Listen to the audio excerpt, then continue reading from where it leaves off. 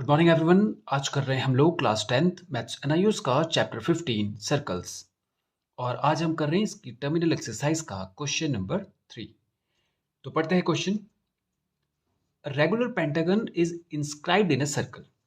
Question कह रहा है कि एक रेगुलर पेंटागन है जो सर्कल के अंदर बना हुआ है, मतलब कि 5 साइड का एक पॉलीगन है। पेंटागन कहते हैं 5 साइड के पॉलीगन को, और वो सर्कल के अंदर बना हुआ है, इंस्क्राइब्ड इन अ सर्कल।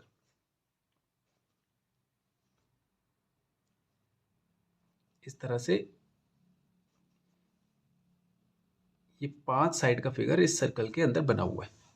1 2 3, एक ये हो गया 4 और एक ये हो गया 5। ओके, फिर आगे कहता है find the angle which each side of the pentagon subtends at the centre. बोल रहा है आपको इन साइड से इस सर्कल के सेंटर पे जो एंगल बन रहे हैं, ये जो साइड्स हैं, ये वाली साइड सेंटर पर कितना एंगल बना रही है, ये वाली साइड, ये दिख रहा है आपको, ये वाला एंगल, ये वाला एंगल, ये पूछ रहा है आपको कि आप ये बताइए ये कितने डिग्री का होगा। ओके, अब आप देखिए बच्चे, यहां पर क्वेश्चन में कहा है अ रेगुलर पेंटागन। रेगुलर का मतलब हो गया कि वो पेंटागन ऐसा भी हो सकता था, ये तो ये सारी साइड्स आपको इसमें इक्वल नहीं दिख रही होंगी, लेकिन ये वाला जो पेंटागन वो बोल रहा है, ये रेगुलर का मतलब ही है कि इसकी सारी साइड जो है वो एक जैसी है। अब अगर सारी साइड इक्वल है तो सेंटर पर ये जो एंगल बना रहे होंगे ये भी एक जैसे बना रहे होंगे। ठीक है, ये अब जरा ध्यान से देखिए, अगर ये सारे एंगल इक्वल हैं, ये वाले, और ये इसके बराबर है, ये इसके बराबर है, ये इसके बराबर, मतलब कि ये जो पूरा, ये जो सारे एंगल मिलाकर हैं, ये सब जो भी होंगे वो इक्वली डिवाइड होंगे। यही तो है इसका मतलब कि ये वाला एंगल इसके बराबर है, ये वाला इसके बराबर है, मतलब जो भी ये पूरा एंगल बनता होगा ये 5 बराबर हिस्सों में बटा हुआ होगा। और ये जो पूरा एंगल हमें दिख रहा है ये कंप्लीट सर्कल की तरह दिख रहा है। आप अगर ध्यान से देखें तो ये यहाँ पर ये जितने भी एंगल हैं, अगर इन सबको मिला दें तो कंप्लीट सर्कल बनता है। और सर्कल का एंगल सम कितना होता है, मतलब कि अगर हम एक कंप्लीट सर्कल की बात करें तो वो कितने डिग्री का होता है, 360 का। तो इसका मतलब ये वाला जो एंगल है, ये सारे जब ऐड होंगे तो 360 बनाएंगे, या ये कहें कि इन सबको मिलाने पर 360 ही आना चाहिए। ओके, तो करते हैं क्वेश्चन। तो हमें बताना है कि एंगल कितना है, तो हम कहेंगे एंगल सबटेंड्स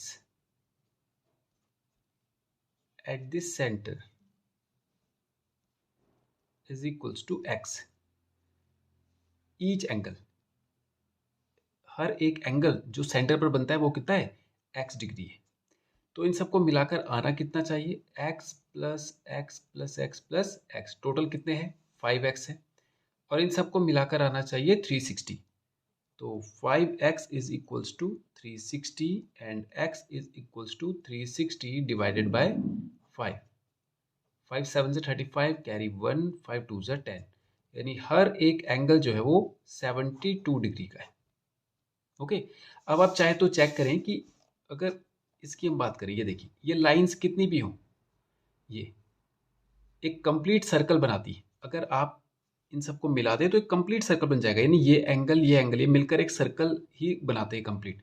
तो ये कितनी भी लाइंस हों, जैसे यहाँ पे तो केवल 1 2 3 4 5 सेक्शन हो रहे थे, यानी 5 साइड का था तो ये 5 सेक्शंस हुए। यहाँ पे 6 का हो, 7 का हो, कितने भी हो, तो उन सबका सम आएगा कितना, 360। वो ये वाला एंगल नहीं पूछ रहा आपसे, आपसे ये वाला एंगल पूछ रहा है।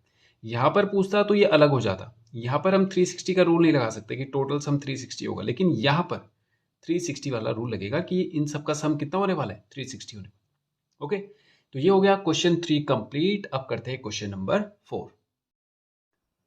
पढ़ते हैं फोर्थ क्वेश्चन। क्वेश्चन कह रहा है in figure A B 8 centimetre, C D equals to 6 centimetre are two parallel chords of the circle. A B 8 centimetre, C D 6 centimetre की दो पैरेलल कॉर्ड्स है, यानी दो ऐसी कॉर्ड्स ये एक दूसरे से इक्वल डिस्टेंस पर बनाई गई है विद सेंटर ओ, जिस सर्कल का सेंटर ओ है। Find the distance between chords. आपको इन दोनों कॉर्ड्स के बीच का डिस्टेंस बताना है कि ये एक दूसरे से कितनी दूरी पर है। ओके, और आपको ओ ए की वैल्यू भी गिवन है, ये ठीक है, यानी ये लेंथ ओ से ए का लेंथ भी आपको दे रखा है। ठीक है, अब समझ लेते हैं पहले कि अ, हमें करना क्या है। भाई डिस्टेंस फाइंड करनी है तो कॉन्सेप्ट क्या है इसका, कैसे चलेंगे, ठीक है, किस रास्ते से होकर चलेंगे। देखिए सबसे पहले तो हम क्या करते हैं कि ये जो दो कॉर्ड है, ये देखिए इन दो कॉर्ड पर एक परपेंडिकुलर बाइसेक्टर लगाते हैं, या ऐसे कहीं कि सेंटर से परपेंडिकुलर लाते हैं, सेंटर से परपेंडिकुलर ड्रॉ कर देते हैं। पहले मैं इस पे एक लाइन बना देता हूं, ठीक है, और ये वाला डिस्टेंस हमें दे रखा है 5 और ये वाला पूरा दे रखा था हमें 8। तो एक रूल है या एक प्रॉपर्टी है कि अगर सेंटर से आप इस पर परपेंडिकुलर ड्रॉ कर रहे हैं तो वो इसको दो बराबर हिस्सों में बांट देता है। तो यानी ये पूरा 8 था, तो यहां से यहां तक ये हो जाएगा 4। ठीक है, फिर जैसे ही ये आ जाएगा उसकी मदद से हम ये निकाल लेंगे। ठीक है, ये निकालेंगे पाइथागोरस लगा के, ये हो जाएगा 3। आपको पता होगा 3 4 5 का भी एक पेयर बनता है, यानी 5 का स्क्वायर माइनस 4 का स्क्वायर, ये आ जाएगा रिजल्ट 3। ठीक है, यहां से ये आ गया। तो हमने असल में क्या किया कि ये जो दो कॉर्ड है इसमें पहले मैं इसका डिस्टेंस निकाल रहा हूँ, फिर इस पूरे का डिस्टेंस निकाल रहा हूँ। तो ये तो मैंने यहाँ से यहाँ तक निकाल दिया। अब हम क्या करेंगे कि यहाँ से यहाँ तक ये वाला डिस्टेंस निकालेंगे। ठीक है, ये पूरी लेंथ हमें मिल जाएगी, ये पूरी लेंथ मिल जाएगी, तो इस पूरी लेंथ में से इस छोटी वाली लेंथ को माइनस कर देंगे तो ये आ जाएगा। आएगा कि नहीं, आप देखिए अगर हमें पता चल जाए कि यहाँ से यहाँ तक कितना है और ये पता चल जाए कि यहाँ से यहाँ तक कितना है, तो हम दोनों के डिफरेंस से ये फाइंड कर सकते हैं। तो यही प्रोसेस को हम फॉलो कर रहे हैं यहाँ पर। ठीक है, हम क्या कर रहे हैं कि पहले हमने ये वाली लेंथ निकाल दी। अब इस लाइन को थोड़ा सा आगे बढ़ा दीजिए, ये बढ़ा दिया। इसको कैसे निकालेंगे, आप इस लाइन को यहां से यहां मिला दीजिए, ये भी तो रेडियस ही होगा, ये भी तो 5 ही होगा, क्योंकि सेंटर से अभी भी ये सर्कमफ्रेंस पर ही आ रही है लाइन, आ रही है, तो ये भी 5 होगा। अब ये 5 आ गया, ये हमें पता है ये पूरा 6 था, ये पूरा का पूरा कितना था 6। तो ये भी तो परपेंडिकुलर ही होगा इस कॉर्ड पर, सेंटर से आ रहा है, परपेंडिकुलर हमने ड्रॉ किया, तो ये इसको दो बराबर हिस्सों में बांट देगा। तो ये पूरी 6 थी तो ये 3 हो जाएगा, ये अभी भी 5 ही रहेगा। तो 5 3 और ये क्या बन जाएगा 4। तो ये वाली पूरी की पूरी लेंथ कितनी आ गई 4, यानी यहां से यहां तक 4 है और यहां से यहां तक 3 है। तो भाई कितना बड़ा होगा कि ये 4 हो गया, एक ही तो बड़ा होगा, यानी ये पूरी ये यहां से यहां तक 3 थी, थोड़ा सा इसको आगे बढ़ाया तो ये 4 हो गई। तो कितना और इसमें इंक्रीमेंट हुआ है, एक का ही तो इंक्रीमेंट हुआ है, तो यानी कि इनके बीच का डिस्टेंस वही तो है। तो डिस्टेंस कितना हो जाएगा 1 सेंटीमीटर का। ओके, यही हमको करना है। समझ गए आप कि क्या कर रहे हैं हम लोग। सबसे पहले मैं यहाँ से यहाँ तक का या यहाँ से यहाँ तक का, आप कोई सा भी पहले निकाल लीजिए डिस्टेंस। ये डिस्टेंस निकाल दिया, फिर ये डिस्टेंस निकालेंगे। ठीक है, कॉन्सेप्ट ये है कि ये डिस्टेंस निकालो पहले, फिर ये डिस्टेंस निकालो। ठीक है, फिर बड़े वाले डिस्टेंस में से छोटे वाले डिस्टेंस को माइनस कर दीजिए, इन दोनों के बीच का डिस्टेंस आ जाएगा। या ये लेंथ निकालिए, फिर ये लेंथ निकालिए, फिर इन दोनों के बीच की लेंथ आ जाएगी, वही हमारा डिस्टेंस हो जाएगा। ओके, तो अब इसको क्वेश्चन को सॉल्व करना हम शुरू करते हैं। ओके, आपको समझ में आ गया होगा कि कर क्या रहे हैं हम लोग, कॉन्सेप्ट क्या है इसका। ठीक है, तो सबसे पहले हम क्या करते हैं, draw perpendicular to chord A B from centre O. ठीक है, इसको बना देते ओ एम, इसको ओ एम बना देते। तो हमने यहां से एक परपेंडिकुलर ड्रॉ किया एम पर।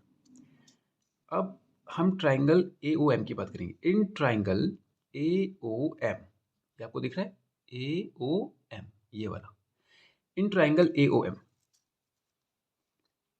ए ओ का square is equals to A M का स्क्वायर प्लस ओ एम का square, because A O M is a right triangle.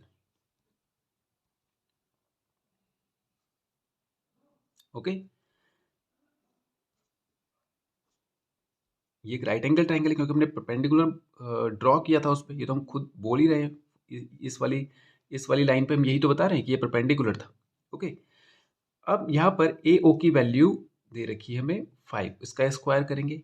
A M की वैल्यू है कितनी, पूरी 8 थी तो ये 4 हो जाएगा, 4 का square is equals to O M का स्क्वायर। अब इसके लिए भी रीजन लिख दीजिए, cause A M is equals to half of A B. A M जो होगा वो ए बी का हाफ होगा। क्यों? क्योंकि perpendicular from centre bisect chord. Perpendicular जो होता है सेंटर से वो किसी भी कॉर्ड को बाइसेक्ट कर देता है। अब इसको हम करेंगे 25 और ये हो जाएगा 16, उसको इधर भी लेके आ गए साथ में तो ये माइनस हो गया, is equals to O M का स्क्वायर। स्क्वायर करना था तो इसमें रूट लगा दीजिए, तो ये आ जाएगा root 9 is equals to O M, तो 9 बाहर आ जाएगा 3, तो ओ एम की वैल्यू आ गई हमारी कितनी, 3 सेंटीमीटर। ठीक है, अब हमें ओ एम मिल गया, अब हम ओ एन निकालेंगे। ठीक है, अब इस लाइन को यहां पर मिला दीजिए ऐसे, ये भी 5 ही होगी क्योंकि सेंटर से सरकमफ्रेंस को मिलाने वाली लाइन रेडियस होती है। तो ये भी तो सेंटर है, ये भी सरकमफ्रेंस है, बस ये कि ये इस कॉर्ड पर मिल रहा है इस जगह पे, तो हम हमारे लिए एक ट्राइंगल फॉर्म हो जाता है। ओके, अब हम करेंगे जॉइन ओ टू सी। ठीक है, ओ से सी को मिला दीजिए इन ट्राइंगल ओ सी, अच्छा O to C and O to N. Okay, O to N हम बोलेंगे triangle O C N is a right triangle.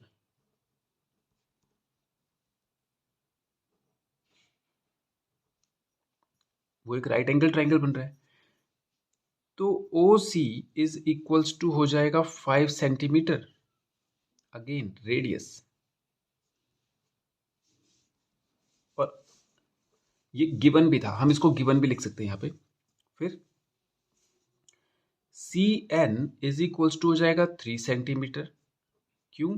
क्योंकि O N bisect C D, O N ने सी डी को bisect कर दिया क्योंकि ये भी परपेंडिकुलर था इस पर, था कि नहीं, ये इस पर परपेंडिकुलर था। ठीक है, अब हम करेंगे in triangle O C N, O C N में ओ सी का स्क्वायर इज इक्वल्स टू, ये इसका हाइपोटेन्यूज हो जाएगा क्योंकि परपेंडिकुलर इसके सामने वाली साइड हाइपोटेन्यूज है, सी एन का स्क्वायर प्लस ओ एन का स्क्वायर। ओ सी हमारे पास कितना है 5, सी एन है हमारे पास 3, ओ एन हमें फाइंड करना है। इसको इधर लेके आइए, ये हो जाएगा 25 minus 9 is equals to O N, square हटा देते हैं, रूट लगा देते हैं, ये हो जाएगा 16 रूट के अंदर is equals to O N, बाहर आ जाएगा तो ये हो जाएगा 4 centimetre is equals to O N. अब देखिए, अब इस ट्राइंगल को मैं यहां पर बनाता हूं, देखिए ये वाला, ये ट्राइंगल तो था हमारे पास ओ ए एम, और इसको हमने थोड़ा सा आगे बढ़ाया और यहां पर ऐसे एक और ट्राइंगल बनाया। यह है हमारे पास ओ सी एन, हमें इनसे मतलब नहीं है, केवल इसको देखिए आप, यहां से यहां तक 3 सेंटीमीटर आ गया था, ओ एम देखिए 3 सेंटीमीटर है, और यहां से यहां तक ये हम सॉल्व करके हमें मिला 4 सेंटीमीटर। तो जब यहां से यहाँ 3 है, यहां से यहाँ 3 है, तो यहां से यहाँ कितना होगा 1 ही तो होगा। भैया आप देखिए यहां से यहां तक तो 3 है, ये पूरा का पूरा 4 है, तो ये कितना होगा 1। तो हम करेंगे इसको इस तरह से मेंशन करेंगे कि हमें एम एन की लेंथ चाहिए थी, M N is equals to कितना हो जाएगा भाई ओ एन, या एम एन को आप ऐसे कह सकते हैं ओ एम, ऐसे कह सकती है एम एन को नहीं, सीधा हम पहले ओ एम के लिए ओ एन के लिए चलते हैं। ओ एन के लिए ये थोड़ा आसानी से समझ में आएगा, ओ एन को हम ऐसा लिख सकते हैं O M plus M N, लिख सकते हैं कि नहीं भाई? ये पूरा जो ओ एन है यहाँ से आता है कि इसको मैं आधा प्लस ये आधा, आधा तो नहीं है बट ये हिस्सा प्लस ये हिस्सा मिलाकर कह सकता हूँ। ठीक है, अब हमें एम एन चाहिए तो इसको इधर लेके आइए, O N minus O M. ठीक है, अब ओ एन कितना था 4 सेंटीमीटर, ओ एम कितना था 3 centimetre, is equals to M N. तो कितना आ जाएगा 1 is equals to M N is equals to distance between chords. Okay, तो ये हो जाएगा 1 सेंटीमीटर एम एन। ओके, तो ये हो गया क्वेश्चन 4 भी हमारा कंप्लीट। तो आज के वीडियो में इतना ही करते हैं और नेक्स्ट वीडियो में करेंगे इसके आगे के क्वेश्चंस। Thank you.